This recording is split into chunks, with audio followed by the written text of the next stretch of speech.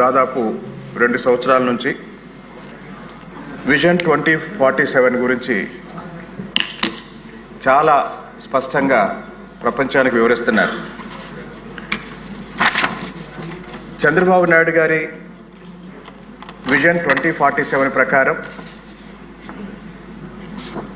మన దేశానికి స్వాతంత్రం వచ్చి 100 సంవత్సరాలు అయ్యే సందర్భం నాటికి ప్రపంచ ఆర్థిక వ్యవస్థలో భారతదేశం మొదటి 2 స్థానాల్లో ఉంటుంది అనేది గణాంకాలతో సహా చంద్రబాబు నాయుడు గారు మనకు అనేకసార్లు చూపించారు. అలాగే యువగళం పాదయాత్ర సందర్భంగా మన యువనేత యువతరానికి ఇచ్చిన ప్రధానమైన హామీ 20 లక్షల ఉద్యోగ ఉపాధి అవకాశాలు. 20 లక్షల ఉద్యోగ ఉపాధి అవకాశాలు అనే మన హామీ నెరవేరబోతుంది, సాకారం అవుతుంది అనే నమ్మకం ఈ జిఎస్టి హేతుబద్ధీకరణ ద్వారా అర్థమవుతుంది. అధ్యక్ష, ఉద్యోగాలు ఉపాధి అవకాశాలు పెరగాలంటే ఉత్పత్తి పెరగాలి. ఉత్పత్తి పెరగాలంటే ప్రజల వినియోగం పెరగాలి. మరి ప్రజల వినియోగం పెరగాలి అంటే ప్రజల కొనుగోలు శక్తి పెరగాలి. కొనుగోలు శక్తి పెరగాలి అంటే ధరలు అందుబాటులో ఉండాలి. ధరలు అందుబాటులో ఉండాలంటే పన్నులు హేతుబద్ధంగా ఉండాలి.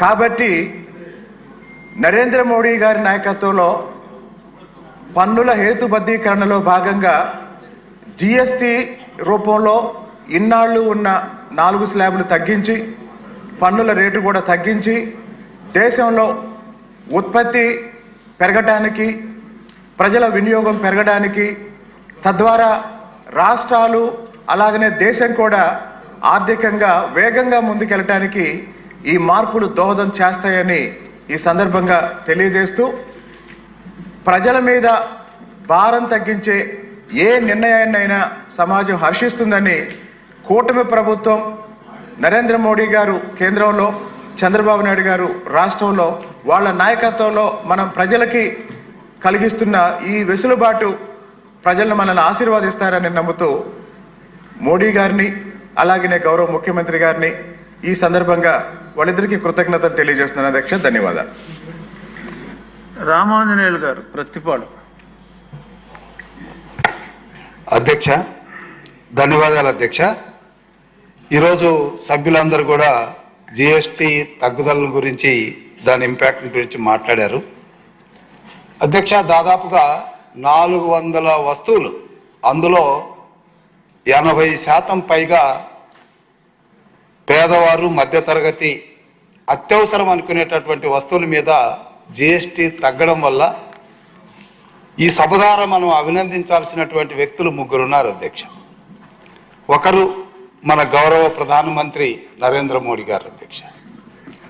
రెండో వారు మన రాష్ట్ర ముఖ్యమంత్రి చంద్రబాబు నాయుడు గారు అధ్యక్ష. అదేవిధంగా కేంద్ర ఆర్థిక శాఖ మంత్రిలో నిర్మలా సీతారామన్ గారు అధ్యక్ష. ఇక 4వ వ్యక్తిని కూడా మనం అభినందించాల్సి ఉంటుంది, ఎందుకంటే మన ఆర్థిక శాఖ మంత్రి పయ్యావుల కేశవ్ గారు అధ్యక్ష. ఎందుకంటే ఇమ్మీడియట్ ఇంపాక్ట్ ఆయన మీద పడుతుంది. ఇక్కడ అధ్యక్ష, నేను ఎందుకు ఈ 4 గురించి మాట్లాడాల్సి వస్తుందంటే అధ్యక్ష, అన్ని రాష్ట్రాల మీద జిఎస్టి తగ్గుదల వల్ల, ఎందుకంటే జిఎస్టి వసూలైనటువంటి దాంట్లో 42% మళ్ళా రాష్ట్రాలకు తిరిగి వస్తుంది. కాబట్టి ప్రాథమిక అంచనాల ప్రకారంగా 48,000 కోట్లు కేంద్రానికి ప్రతి సంవత్సరం ఈ జిఎస్టి తగ్గుదల వల్ల ఆర్థిక భారం పడినప్పటికీ రాష్ట్రాల మీద కూడా దీని ప్రభావం ఉంటుంది. కాబట్టి అత్యధికంగా మన 29 రాష్ట్రాల్లో అత్యధికంగా భారం పడేది ఆంధ్రప్రదేశ్ వైపు అధ్యక్ష.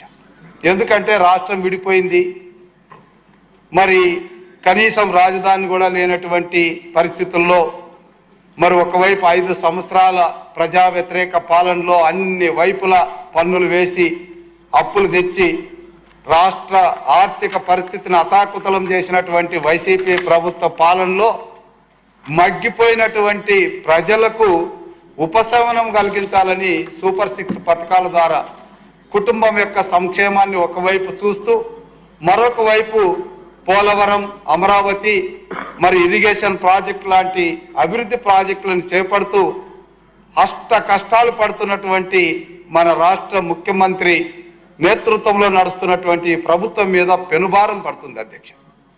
ఎందుకంటే ప్రతి రూపాయిని కూడా ఒడిసి పట్టుకొని ప్రజలకు ఇచ్చినటువంటి హామీలను నెరవేర్చేటటువంటి సమయంలో ఇలాంటి ఆర్థిక భారం, ఒక సభ్యులు చెప్పారు 6,000 కోట్లు 7,000 కోట్లు, రమారమి అధ్యక్ష ఇది 10,000 కోట్ల వరకు ప్రతి సంవత్సరం మన రాష్ట్రం మీద పెనుభారాన్ని చూపుతుంది.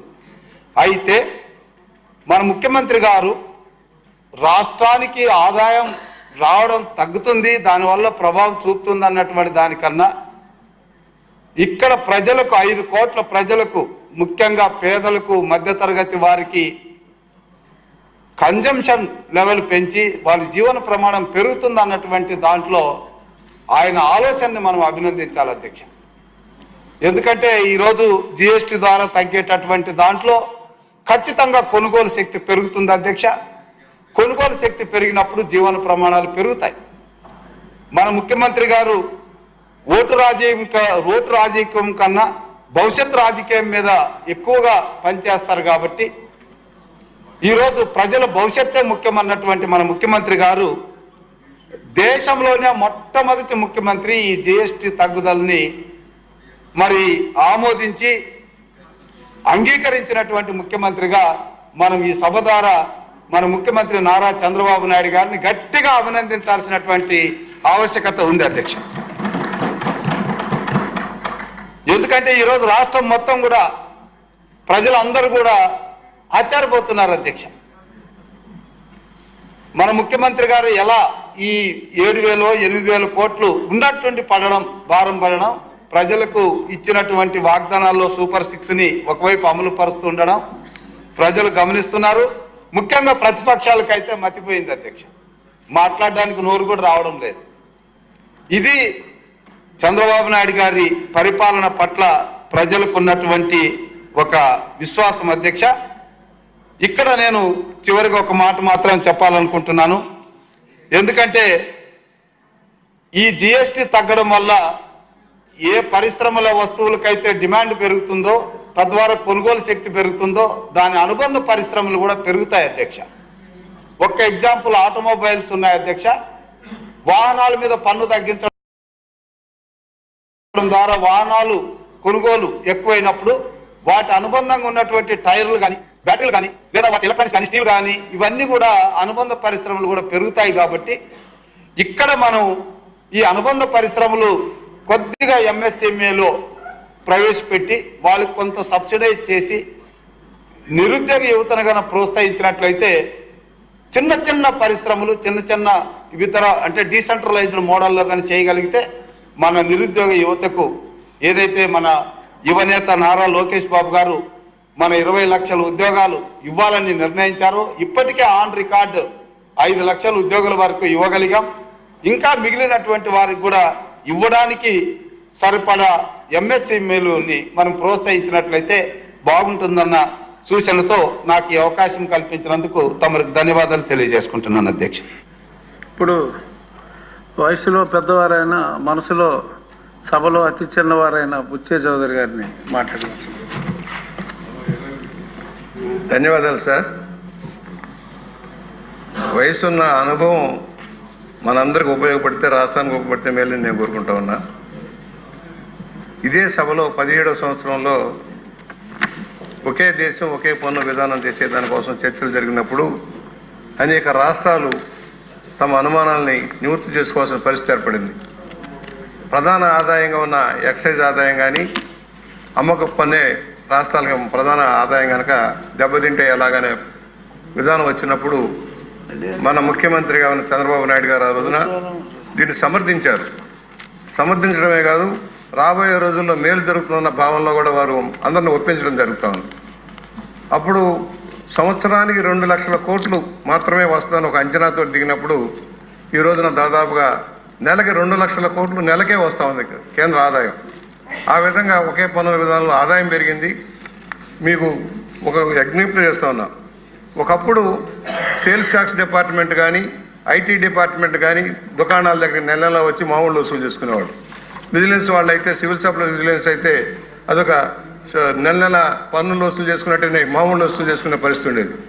ఎప్పుడైతే సరళీకృత ఆర్థిక విధానాలు వచ్చిన తర్వాత